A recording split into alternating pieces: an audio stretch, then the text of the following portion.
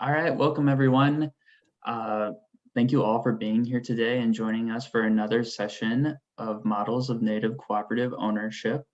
My name is Justin Carter. I'm a project associate with the Center for Rural Affairs, and it's so great to have you all today.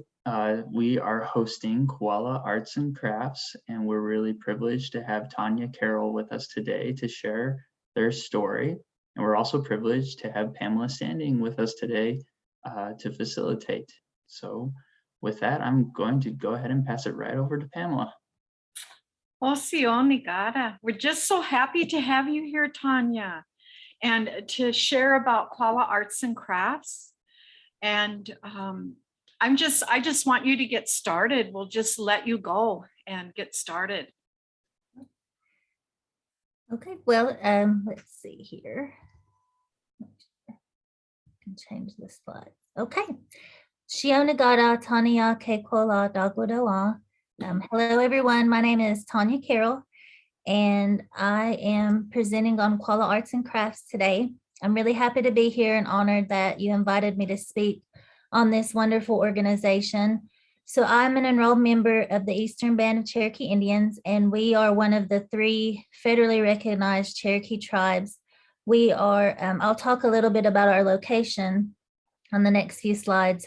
I used to work at Qualla Arts and Crafts as the outreach coordinator, and I'm currently serving on their Cherokee Talents Board as the secretary, and that's their nonprofit side of their business. And I've had about 31 years of working with Cherokee artists and arts and crafts experience. So we are located in Western North Carolina. The town is called Cherokee, and locally we call it the Qualla boundary. And this is land that Cherokee people purchased back from people that had settled in North Carolina after our land was lost through treaties and land lotteries and things like that. And so people were able to purchase different tracts of land. And then in 1924, it was put in trust with the federal government.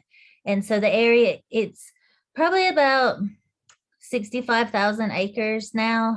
And it is, we call it the Qualla boundary. Qualla comes from, it actually means Polly in Cherokee, and it's named after a local woman that was just very well known in the community. And so that's where the name comes from. Okay. So Qualla Arts and Crafts was founded in 1946. We just celebrated our 75th year anniversary, and we've always focused on providing a year-round marketplace for our members to sell their arts and crafts.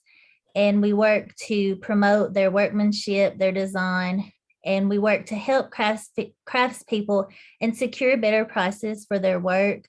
I'm sure those of you that, work with Native artists, going from the gathering to the preparing to the actual making of the arts and crafts that they do, a lot of people don't realize or appreciate the amount of time and work that goes into it. And sometimes people that aren't aware of that are really shocked to see some of those price tags.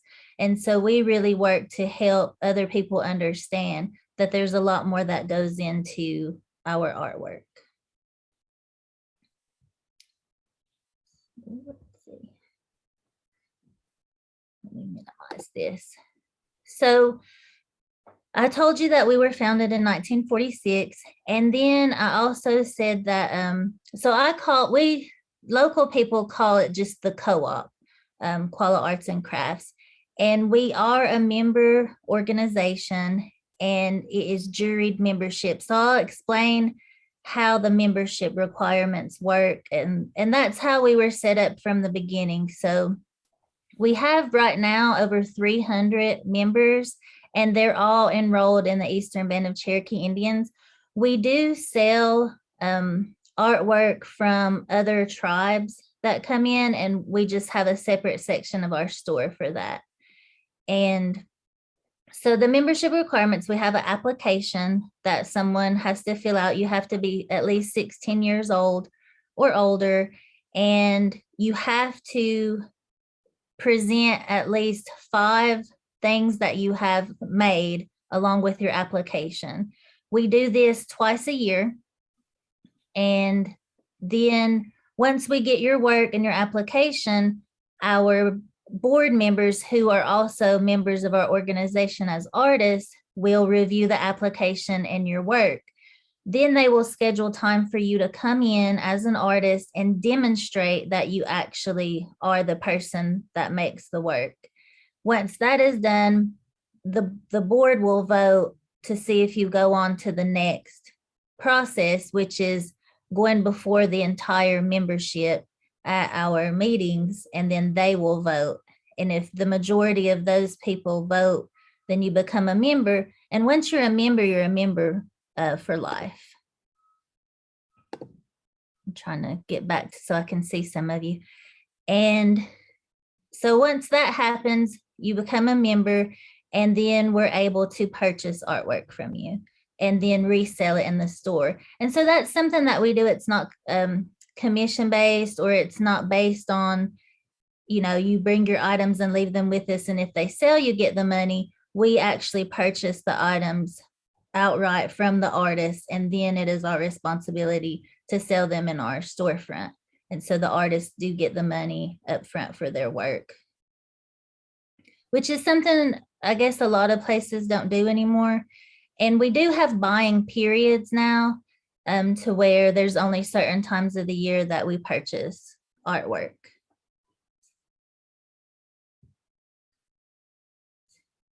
Well, I can't see this. Okay, and so in our 75 years of being in existence, we've had to have a lot of partnerships to make sure that, we're still around and we're still successful. Some of the organizations that we partner with are RTCAR, that stands for the Revitalization of Traditional Cherokee Artisan Resources. This organization is really important because what we found over the years, due to development and private property laws, that it's really sometimes difficult for our artists to find materials to use. So we work with this organization. They help locate private landowners. They work with the State Forest Service to allow our artists to go and gather their materials on these other areas of land. And this might be something that you all are interested in. I know a lot of you said that you worked, with like foraging foods. And so it works similar to that. And we have a program, our natural resources program, that we also work with to teach the practices to younger generations, so they're not going in without the traditional knowledge of how we gather our materials to keep it sustainable.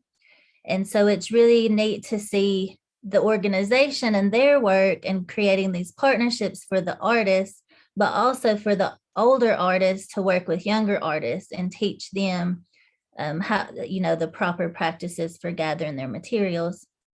The GCTC, that stands for the Greater Cherokee Tourism Council. And this is a partnership of all of our tourism organizations in Cherokee. So it includes our tribal government, tourism and marketing department, but it also includes our Indian village, our museum, our golf course, our fisheries and wildlife programs. And we meet regularly together to work on agreeing to a marketing plan for the whole Qualla boundary. And that way we're all sending a similar message. All of our advertising looks the same. And we're also, combining monies and pulling our money together to get a farther reach out to bring in tourism. And lastly, we partner a lot with Sequoia Fund. And this is a local CDFI that we have that helps with small businesses and entrepreneurship in our community. And you all from other tribes may have CDFIs that work with, housing or other things, but ours mainly works with small businesses and just providing training. they have a component called Authentically Cherokee, and that is just for our artists. So we work with them to help our artists get training to be more professional, to have better business sense. So they do training on, if you go to a trade show, for example, how to set up your table. They do training on pricing. They offer training on how to package if you're going to ship materials, just different things like that. They help you write your bio, help you get business cards. Just overall are available to help not just the artists, but also other small businesses. And these are really important for our artists because a lot of them aren't trained with that business sense. And so, they make this wonderful artwork and work on these crafts, and they're taught how to do that part of it. But then, when it comes to trying to sell and figuring out, how much they put into something and then how to break even and how to make profit is something that doesn't naturally come to them sometimes. And so these organizations work with us to help in that aspect. Another thing that we have that other people find really interesting is we created a permanent gallery and archives for our organization because some of our older artists, they were retiring from making their artwork, or due to health reasons weren't able to make their artwork anymore, or they pass on. And so what we started doing is taking those pieces of artwork and not selling them, but putting them in displays so people can come and look. So we have a really great collection of artwork from the early and mid 1900s that is on display for people to see. And we keep it safe. It's not for sale. A lot of families will come in to look at their family members' work, maybe to use some of the designs or to see how they, made something. Sometimes they come in, we have patterns for carvings, and they'll come in and we let them look at those so they can do carvings that some of their older family members may have made. And so that helps us keep a connection with our artists and with the community, and keeps them coming in the door as well.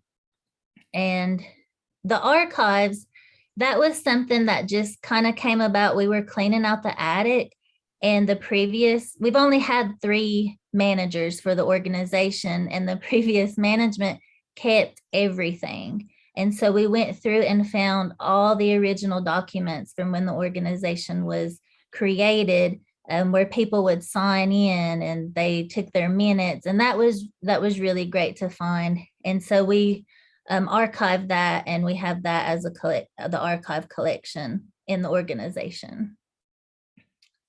And then, so Cherokee people, one of the artwork that we're most well known for is baskets, but we also have carving, wood carving, stone carving, weaponry, musical instruments, and of course we have pottery, beadwork.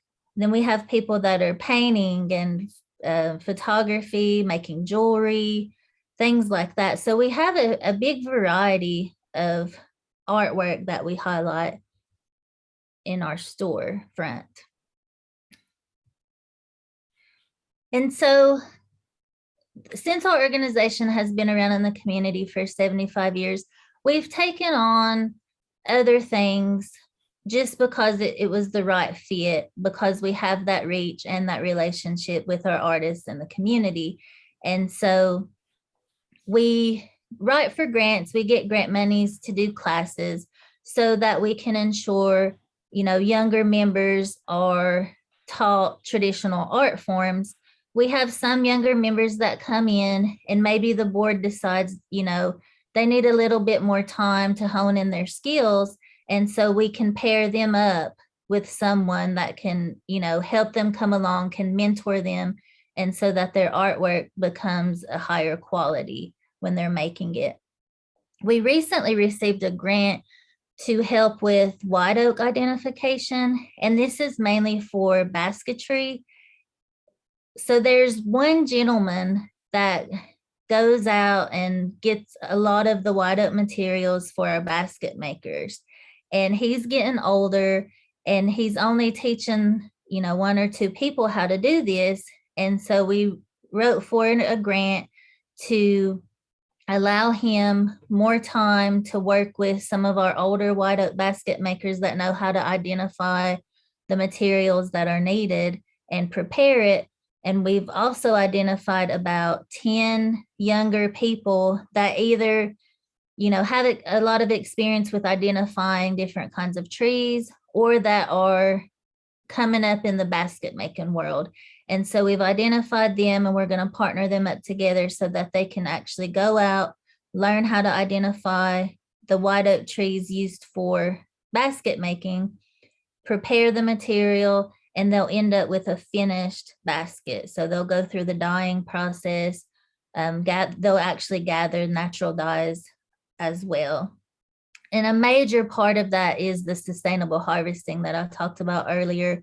You know, we don't want to get in a situation to where, because these resources are so scarce right now anyway, we don't want to get into a situation where we have people that aren't knowledgeable going out and just, you know, decimating the supply population. We want to make sure that we have these supplies for future artists. Oh. So I talk about that we have a storefront and that's where people can come in and shop and buy the artwork. But it's so much more than that for our community. And it really is a celebration of all things Cherokee art. We do offer, like, we have tourism and tourists come in, but also local people will come in to purchase art. In December, we have a holiday sale and we get most of our business during that time from our local community coming in and buying, you know, gifts for their family. And that's a way that we build relationships with other people. We're known for the organization to contact if an outside place wants to get in touch with Cherokee artists.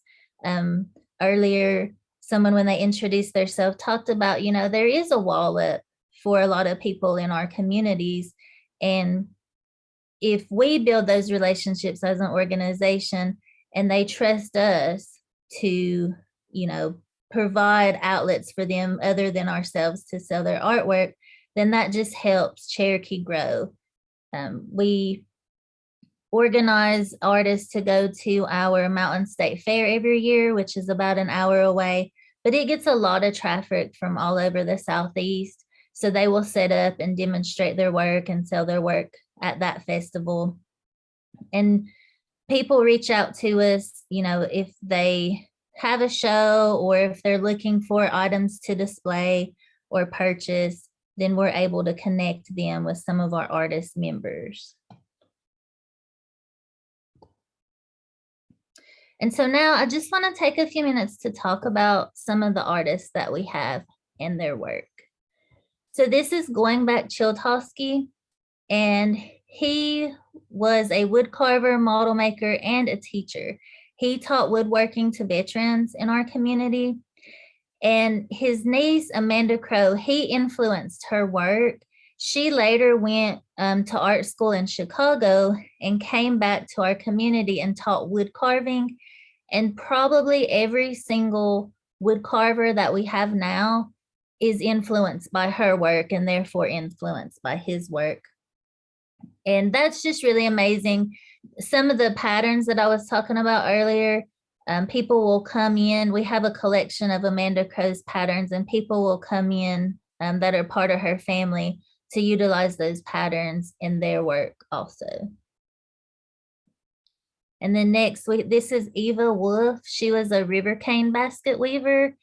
And so river cane was the first, well, aside from bark, river cane was the first material that we used that was prominent in our area for basket making. And she really worked hard to make sure that the river cane basket making was passed down in her family.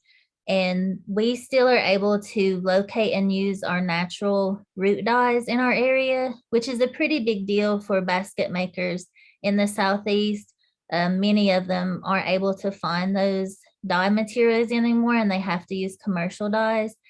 And so we'd use walnut for like a dark brown color, butternut, which is a black color, and then we have bloodroot and yellow root. Bloodroot is a orange or red color, and then yellow root is a yellow color, of course. And so we utilize those to make different designs in the baskets.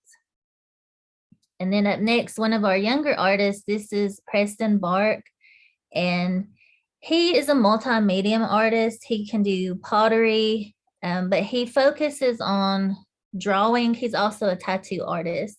He went to the Institute of American Indian Arts, and one of his quotes is, "You have to become familiar with failure." And that's, I think about the process of, you know, being young and being an artist and trying to make it in that world. And that goes back to the partnerships and the resources that we're able to offer our artists. This is Betty Mayney. She does beadwork, basket making, and pottery. She comes from a family of artists. Her mother and her sisters pretty much raised them on basket making, and were able to support her and her brothers. She is an award-winning and highly decorated artist. She is part of a show that we have in the largest city to us is Asheville, North Carolina. They just opened a show at the Center for Craft that features some of Betty's work in it. And then she also works with traditional Cherokee techniques. Her and her sister, Mary, they actually have their own storefront and training facility near their home in one of our communities, and they're able to have classes and pass on their knowledge to other artists. One of the things that we're really happy about is we have a website for our organization now. It's quallaartsandcrafts.com, and you're welcome to visit it. We feature bios on our artist members. We talk about the partnerships that we have. There's contact information. We also are working towards doing online sales. And one of the biggest challenges with the website is that a lot of our artwork that we get, it's one of a kind. And finding a system where that works with our inventory system. So if we sell something in the store, it's automatically taken off the website. That's been one of the hardest challenges that we face. And then just having the staff to be able to, take photos and descriptions and measurements and put that on the site so that we can sell it. But it's really important just because, that's what the world is moving towards, and we have to have, that online presence to be able to keep up with, modern society. And so that's what we've been working towards in terms of the website. We recently received some money to redo the website, and so we think it's a little bit more user-friendly. I can't see these things.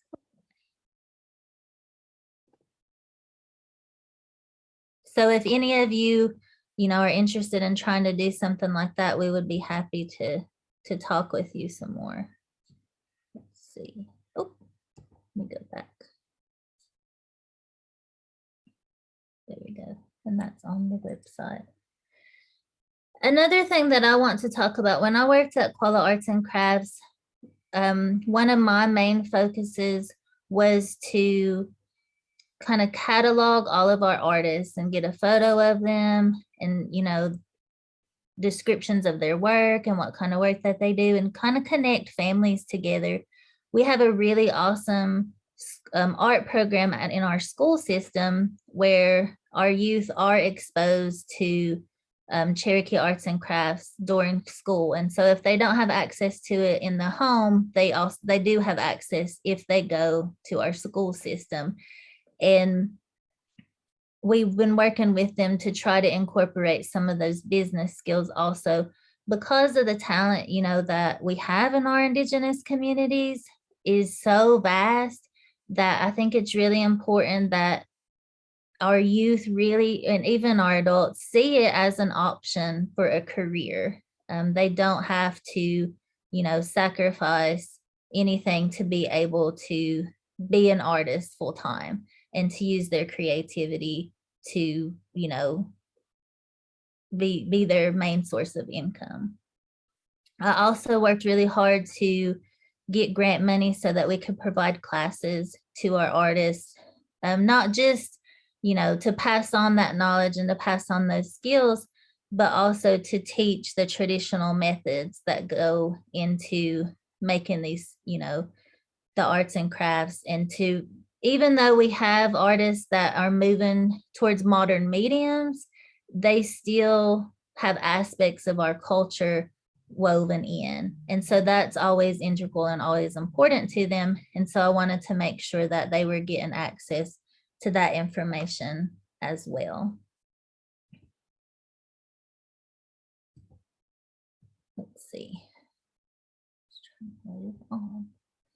So this picture right here, it shows the different types of artwork. So we have basketry, beadworking, dolls, finger weaving, gourd carving, home goods, kids items, masks, miscellaneous, paintings and prints, pipes, pottery, shell carving, stone carving, storytelling, weaponry, and wood carving. And those are the categories that we recognize. And then our organization also is kind of a hub for just local art in general. So anytime there's going to be an art market or another organization, we started a fashion show. And so everyone always goes to Qualla Arts and Crafts just to try to get the artists more involved in any of our art events that we do. Very sure. Here. Let's see. I'm trying to get back so I can see everybody's face. I had to move it around a little bit so that I could see the presentation and be able to talk to you. So right now, Vicky Cruz is the third manager of the organization. Like I said, we've only had 3. I think that's actually been a benefit to the organization. So she has actually worked for the organization for about 31 years. And I think about 20 of those has been as the manager. And she is really a great champion for the organization and for our artists in the community. She's really dedicated her life to it. And I was talking to Pamela earlier. She asked me if I was an artist. And I said, well, I really don't consider myself an artist. I kind of dabble. I've done, throughout my life, I've done almost every kind of arts and crafts that, we say that we do. Right now, I weave baskets, and that's something that I go visit a lady in my community once a week, and we just sit and talk, and I work on the basket. I haven't actually gone out and cut a tree down and, did that process. So I just say that I weave them because I go and the materials are almost ready for me just to start weaving. But it's good to have that experience, just to have that appreciation for all the work, hard work that goes into it. Some of the teachers that I've had, I work and they're very helpful and kind, but they also are able to, teach me that it's important to do my best work and to, like if there's a mistake, that I have to take it out and fix it instead of, just trying to cover it up or whatever. And so that's been really interesting for me to learn in my life. And I use those skills, not just when I'm weaving baskets, I use them in like my relationships and at my job. And so I moved over to, I work with culturally based leadership programs. So we have a youth council and adult program, and we incorporate art into our programs because it's such an integral part of our culture. And so I'm always going to be connected to Qualla Arts and Crafts in some way or another. And I really love and support the organization. We do have, so since we were founded in 1946 and have, are still around 75 years later, we do have other tribes that come and visit us often when they're trying to set up their own artist cooperative just to see how ours works. And then they can take away what might work for them, and utilize it how they see fit. So we're always happy to do that as well. I'll see. I don't know if there was any questions in the chat while I was talking. Let's see. Do you want me to take it off the screen sharing?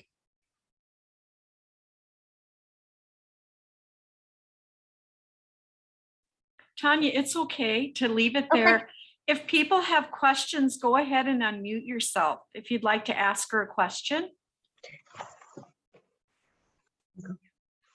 Hi, I have a question. So do you have classes to encourage some of the younger generations to come and explore the different crafts that they can do and kind of just open that curiosity in them? We do. So we offer classes at our organization, just periodically, and people can sign up and come in and take those. Usually it's grant funded, so we're able to provide everything at no cost.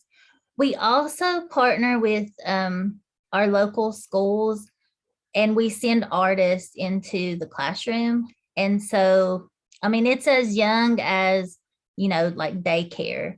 And then we also even send artists into like our elder facilities so that they're able to do it. So it's all ages that we try to, you know, let them learn the artwork, just because, you know, it's kind of a therapy outlet too. Like you don't, you know, have to use it to make income or anything off of it. And so we try to just make sure that that's an integral part of, you know, just regular life for people in our community. Tanya, I have two questions. My first question is, you talked about mentorships.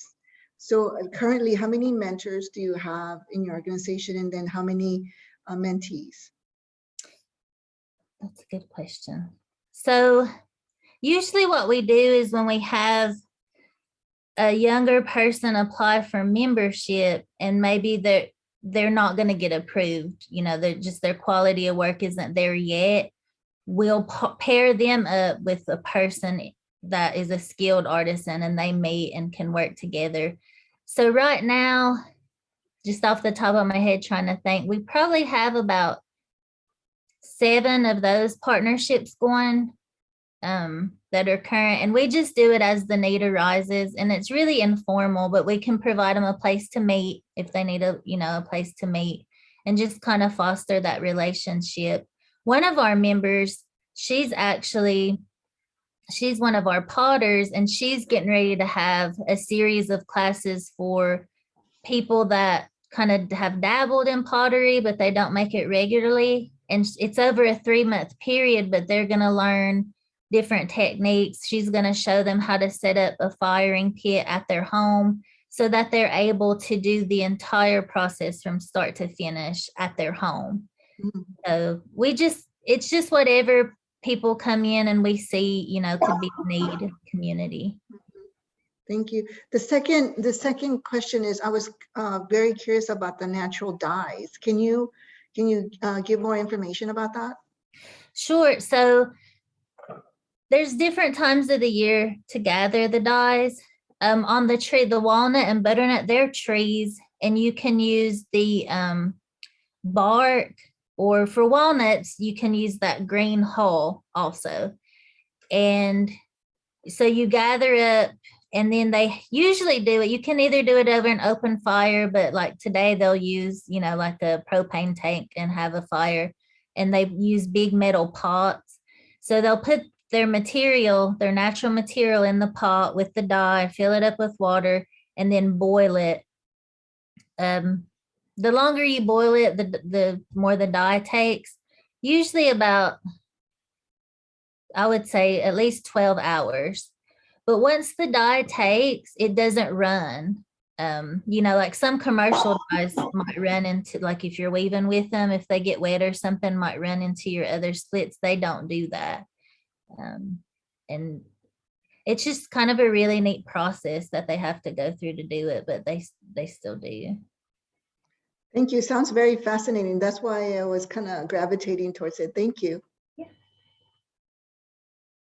They've used, we did actually recently a tie-dye workshop where people tie-dyed shirts, but we used the natural dyes. That was a really neat project to be able to do, kind of mixing, modern with traditional.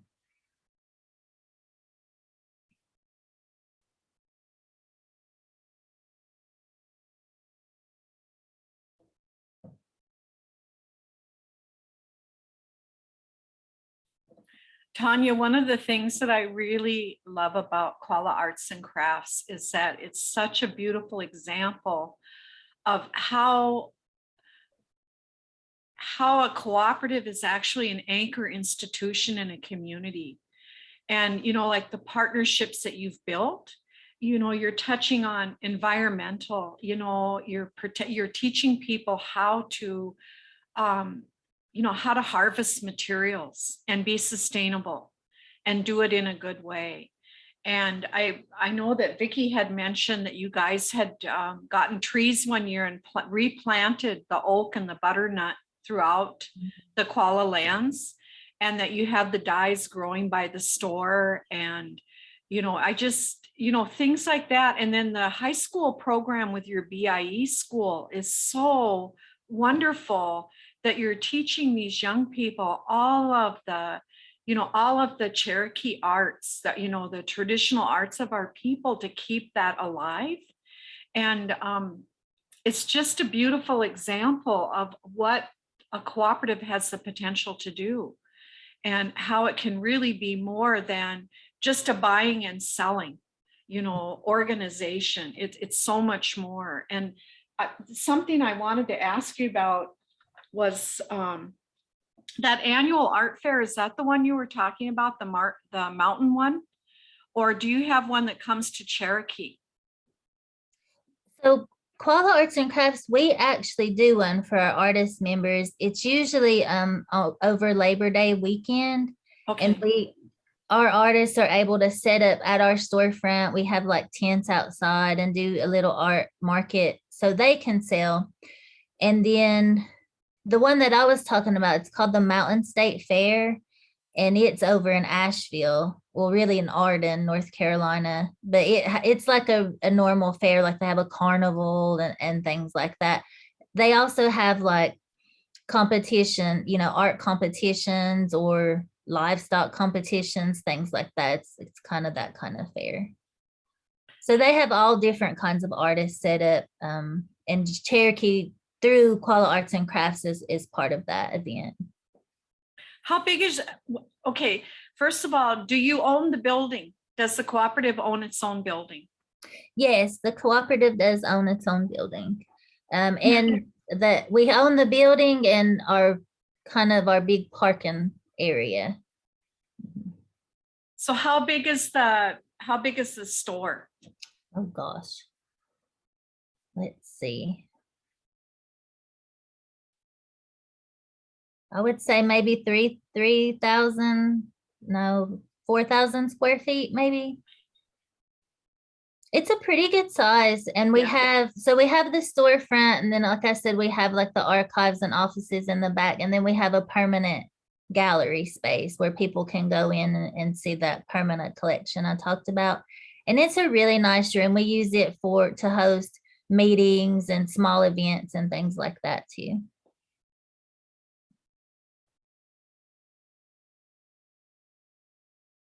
And then one more thing, I just have lots of questions, but do you also offer repair of baskets, and do you also offer assessment, so that if somebody thinks that they've purchased Cherokee art, they can send it to you and you've got people there that can say, yes, this is, no, it isn't? We do. That's more of a community effort. It really depends on what we get in. We do get calls from like auction places and just to verify authenticity and things like that. So we do that also.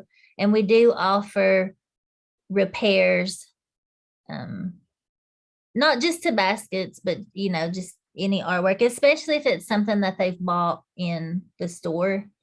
But we do, people really just don't know where to go. And so sometimes it's hard to find artists that will work on other artists' work, but we are able to usually provide that service to people. It's not something that we advertise, but I guess we've kind of become known for it. And we get a lot of people that come in, like they're people that they have inherited collections from their parents or grandparents, and they don't, really want to keep it. And so we try to help them, figure out a fair price for their collection. And we know some collectors that will come in to purchase items, and we've purchased items before too. We have a like when we price everything, we have a tag that goes with it that verifies that it's an authentic piece of artwork. And usually people hang on to those. So when we see those come in with items, that's really neat.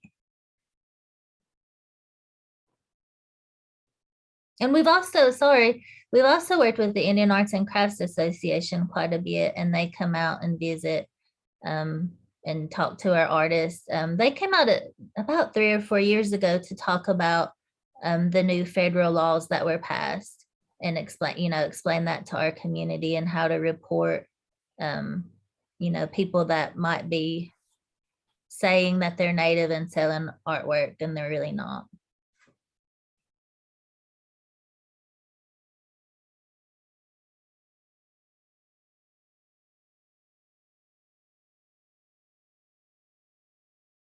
I'm really thankful that you all were able to introduce yourselves, and I got to hear a little bit about the work that you all do.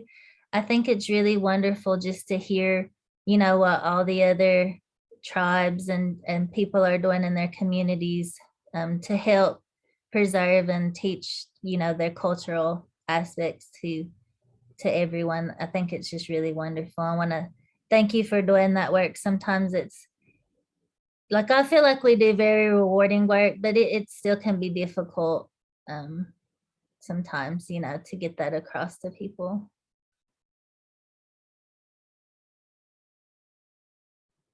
I just wanted to quickly say thank you. And I've been chatting back here with Justin, getting the link so we can share it on our Facebook page. This was wonderful, and I really greatly appreciate your time.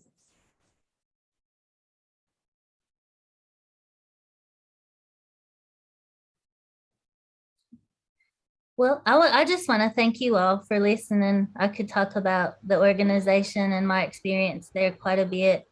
I'm sure you all have these people and places in your communities that are they've always been there, and they're just amazing places to just be and have wonderful people involved in them. And that's what I tell people, like, sometimes people get worried about the profits and the business side of it. And I'm like, no, the co-op, it's always going to be there. Like, the people will take care of it. I just want to add, thank you so much. I mean, the meeting the other day and then this presentation is very helpful because I work in North and South Dakota, and we're just now starting this. And this is very helpful to how we can begin it and move forward. There's little things that are happening, but not in the co-op frame. So that's what a lot of our several of our tribes are angling for.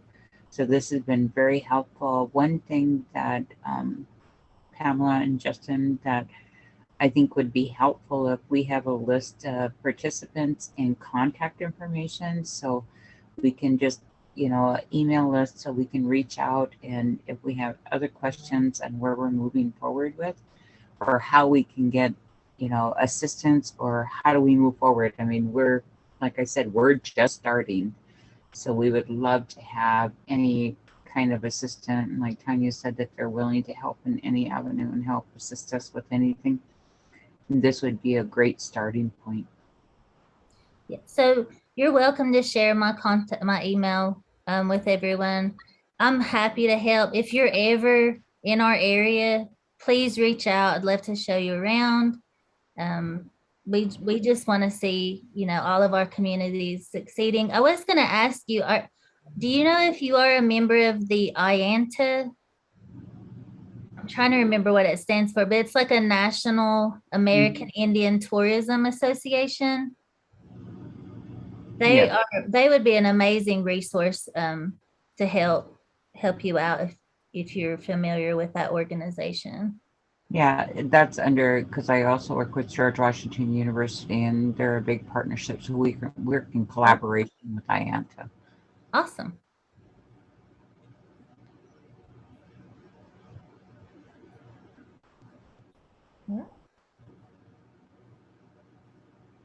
Tanya, we're just so appreciative of this beautiful presentation and of you taking the time today to have this conversation with us and share with us. We're really, really grateful. And we just want to, just again, say thank you, Wado, for doing that with us today. Well, thank you for having me. I really enjoy it, talking about it and meeting you all and hearing what you're doing too. Thank you so much, Tanya. I'll just echo what everybody else has said, that this was such a great presentation. It's amazing to learn about your work, and I have been putting some links in the chat. I just wanted to let everybody know these presentations, Qualla Arts will be our 10th cooperative that we've worked with on these presentations, and I just want to encourage folks to share the links to these presentations out.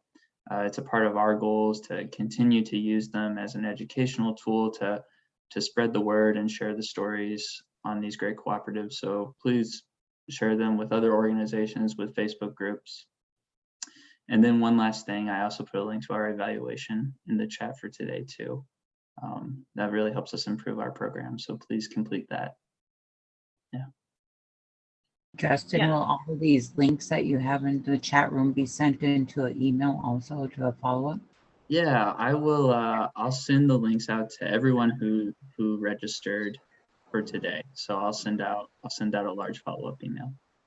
Thank you. I'm old school, so I don't know how to do these chat thingies and all that other stuff. So.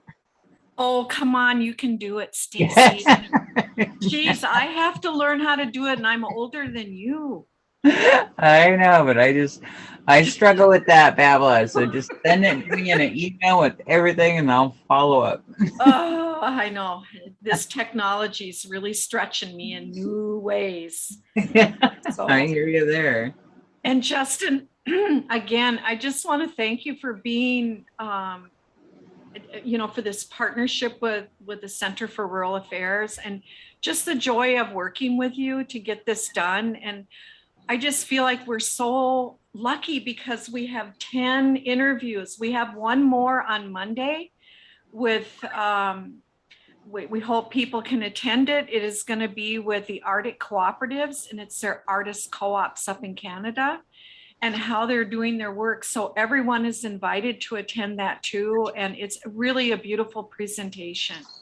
So we're really excited to have RJ Ramatan. He'll be the one sharing, and he's been working with the artists for over 21 years up in the Arctic Circle. And what I love about up there is that he buys art from children as young as 6 years old, because he said someday they may be a well-known carver or a painter or a weaver, and they support all of their artists. And so it's a really beautiful story with the Inuit communities up there. And so I hope that you can join us on Monday as well. We tried to have San Javier Farm Cooperative present, but geez, those guys are just so busy. And I wish that we could have them, because they really have a wonderful presentation, but we'll catch them someday and get them recorded so that everyone can hear their story. So thank you so much. And Tanya, please thank Vicky too. I'm just gonna have to come there and spend some time with you guys. And I feel like I know Vicky so well, and I'm so appreciative of the generosity of the spirit that you guys have in the community to share. Okay, well, thank you so much to Pamela for your facilitation and your outreach to make all this work possible. It's been a great partnership. And if there's nothing else, I think we can go ahead and close and let folks get to their Friday afternoon. But thank you so much again, Tanya. Thanks Yes. everyone for taking the time to join us today. And yeah, stay tuned for the follow-up emails and the presentation links. Thank you so much. Take care, everyone.